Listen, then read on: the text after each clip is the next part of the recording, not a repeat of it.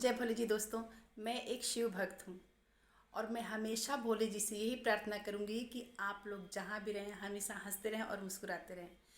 अब सावन चल रहा है तो मैं सावन के ऊपर आपको एक कथा सुनाना चाहती हूँ, एक कहानी सुनाना चाहती हूँ कि जब हम भोले को जल चढ़ाने जाते हैं तो हमारे अंदर कितनी श्रद्धा होती है, कौन क्या सोचता है, कौन क्या सोचता है। तो भगवान जी भोलेनाथ हमारे बारे में क्या सोचते हैं।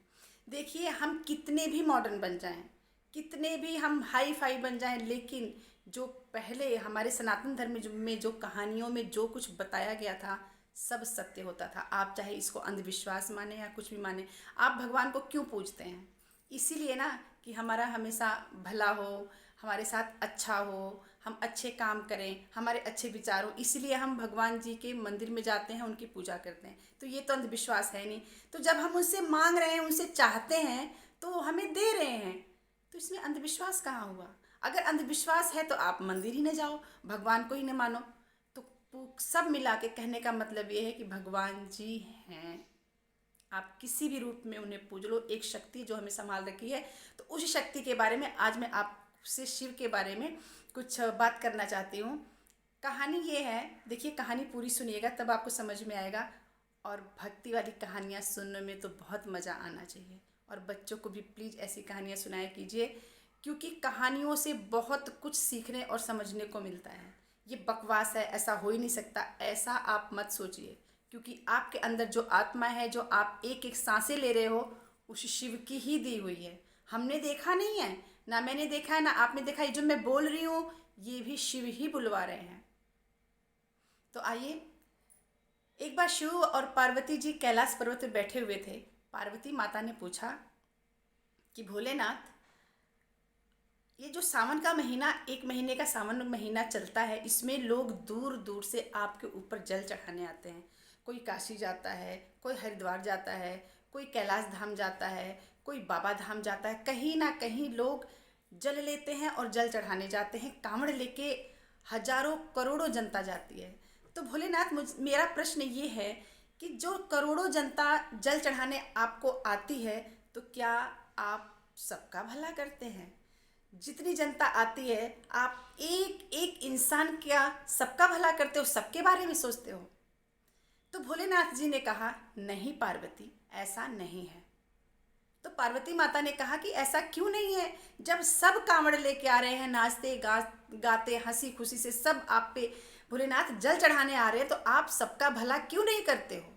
ये तो गलत कर रहे हैं आप। सब आपके भक्त हैं, आप पे सब जल चढ़ाने आ रहे हैं। तब भोलेनाथ ने कहा कि पार्वती, अगर तुम्हें यह बात जाननी है तो तुम्हें मेरे साथ धरती पे चलना होगा। और पार्वती और शिव धरती पे आए।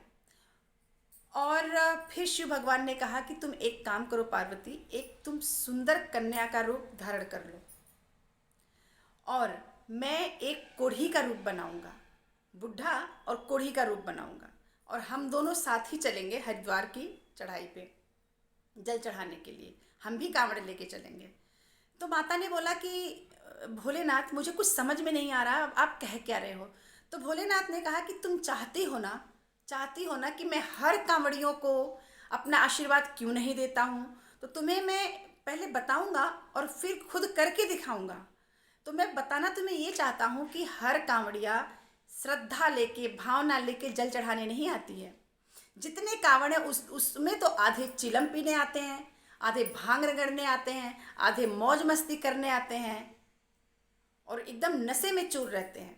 और मुझे ऊपर से और बदनाम कर रखा है कि भोलेनाथ हमेशा भंग पीते हैं, क्या बोलते हैं, गांजा पीते हैं, तो बहुत प्याले पीते हैं। तो मुझे और बदनाम कर रखा है इन कांवड़ियों भक्तों ने।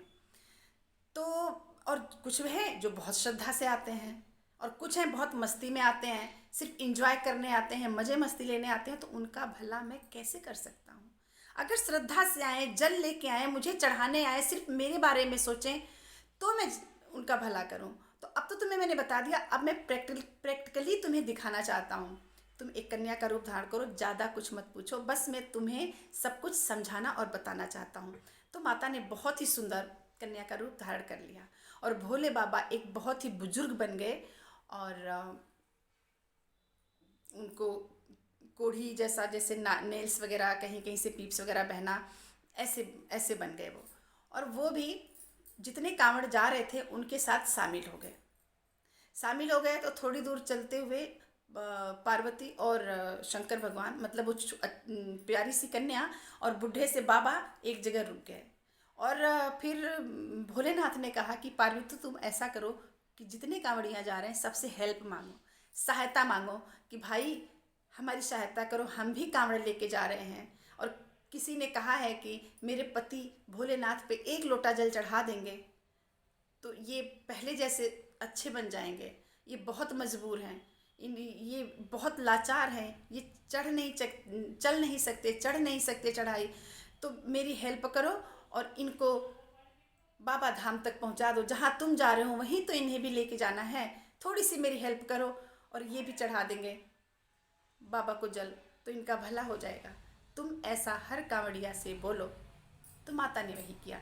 जितने कांवड़िया जा रहे थे माता ने हाथ जोड़कर यही बोला कि हे भैया, मेरे पति को भी जहाँ जा रहे हो वहाँ जल चढ़ाने के लिए भेज दो, ले चलो साथ में। एक तरफ से मैं इन्हें पकड़ लूँगी कंधे पे, एक तरफ से आप पकड़ लो, इन्हें पहुँचा दो। जहाँ आप जा रहे हो वहीं तो जाना है इन्हें भी। सिर्फ एक लोटा जल ये भी चढ़ाना चाहते हैं भोलेनाथ को, और इनका जो शरीर है सही हो जाएगा। किसी ने ऐसा बताया है।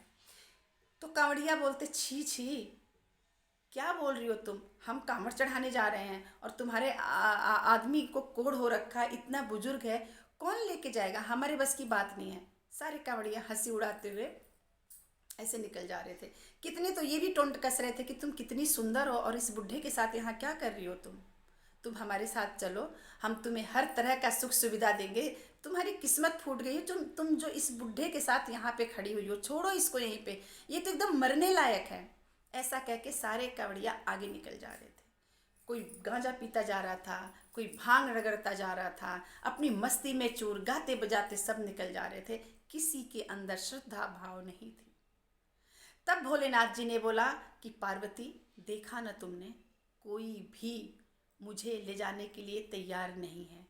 अगर किसी के मन में श्रद्धा भाव होती, इंसान के प्रति इंसान से प्यार होता, आत्मा को परमात्मा से मिलाने का उसके अंदर भावना होती, तो वो जरूर जरूर मुझे बोलता कि हाँ, ये भी एक परमात्मा का ही रूप है और इन्हें मैं ले चलूँगा और जल चढ़वा दूँगा। किसी के अंदर ऐसी भावना नहीं है।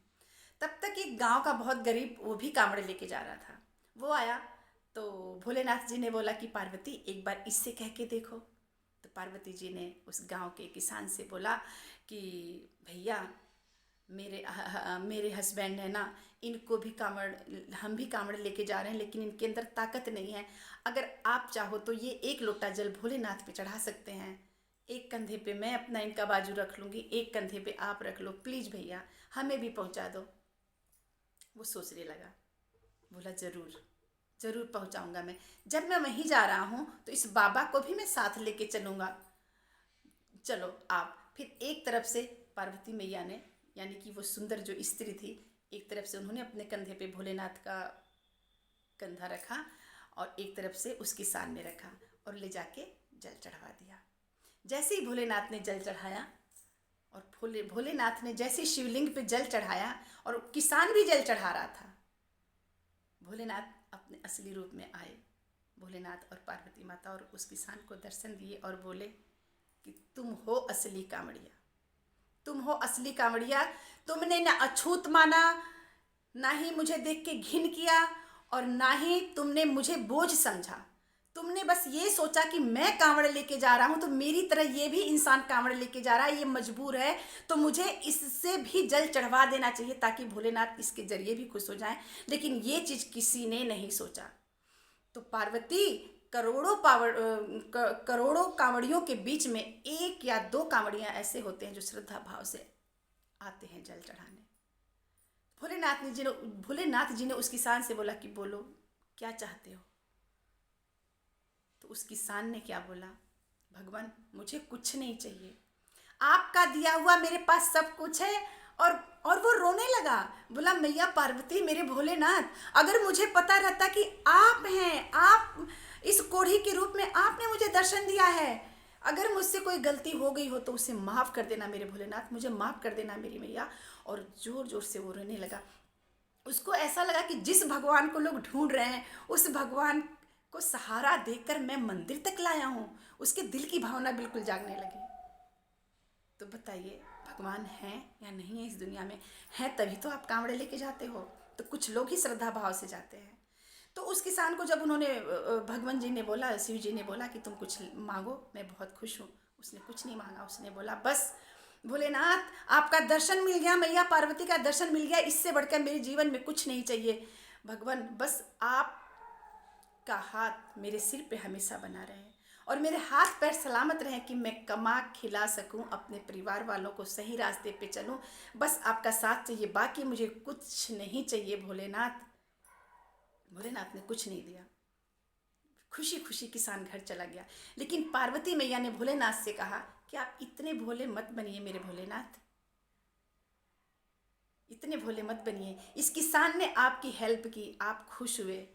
उसने नहीं मांगा, उसने कुछ नहीं मांगा, वो उसकी अच्छाई है, लेकिन देना आपका काम बनता है। आपको उसे कुछ ना कुछ देना पड़ेगा। तो धीरे धीरे किसान के घर में यश, दौलत, मतलब लक्ष्मी, कार, गाड़ी, बंगला, धीरे धीरे उसके जो उसका कमाई थी उसमें धीरे धीरे मुनाफा होने लगा, बढ़ोतरी होने लगी। क्योंकि वो लेना नहीं चाहता था, तो उसे लगा कि मैं कर्म कर रहा हूँ तो मेरे कर्मों की वजह से ये सब धीरे धीरे बढ़ रहा है। लेकिन वो भोले जी की माया थी। तो इस कहानी का सार यही है, इस कहानी को आपको तक पहुंचाने का मतलब यही है कि अगर आप कांवड़ लेके जा रहे हैं तो श्रद्धा से जाइए, और रास्ते में जो भी दीन दुखी मिल रहे हैं दान पुण्य करते हुए, भोजन कराते हुए जाइए। ना जाने कौन से रूप में भगवान जी बैठे हैं, और भगवान जी उस रूप में नहीं बैठे हैं तो ऊपर तो बैठे हैं ना, वो वहाँ से देख तो रहे हैं ना कि मेरी एक भेजी हुई आत्मा को की सेवा कोई दूसरी आत्मा कर रही है। बस इस कहानी का यही सार है कि कांवड़ लेके जाएं तो श्रद्धा भाव से जाएं, दान पुण्य करें। जय भोले जी।